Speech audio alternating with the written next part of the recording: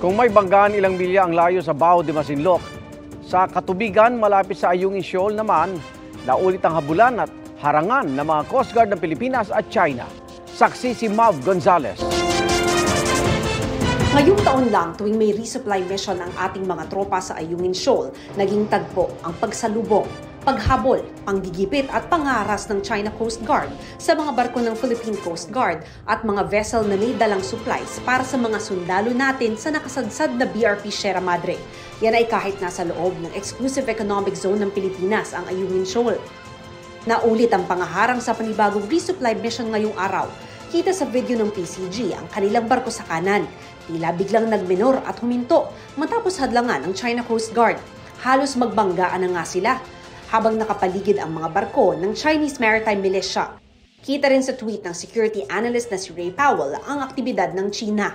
Batay sa gamit niyang automatic identification system, nakabuntot ang China Coast Guard sa resupply mission mula sa Bina Shoal. Nakapaligid naman sa Ayungin Shoal para magsilbing blockade ang maritime militia vessels ng China na galing Mischief Reef. Pasado 1:00 ng hapon, nakapasok sa loob ng Ayungin Shoal ang dalawang resupply vessel at naghatid ng mga pagkain, gamit at iba pang supply sa mga sundalo sa BRP Sierra Madre. Batay sa ikalawang tweet ni Powell, 3:30 ng hapon ay nakalayo na sa Ayungin ang resupply mission at pabalik na sa Palawan. Pero hinabol pa rin ng maritime militia vessels. Ang isang araw, ginikit-git ang BRP Cabra at sindangan ng PCG kahit ilang metro lang ang layo.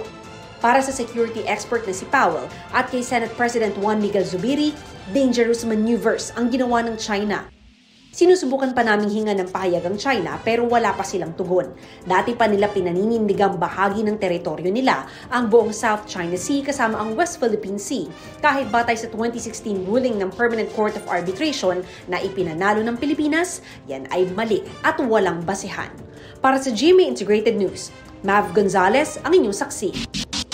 Mga kaibigan, samahan nyo kaming saksiyan ng mga balita. Mag-subscribe sa GMA Integrated News sa YouTube.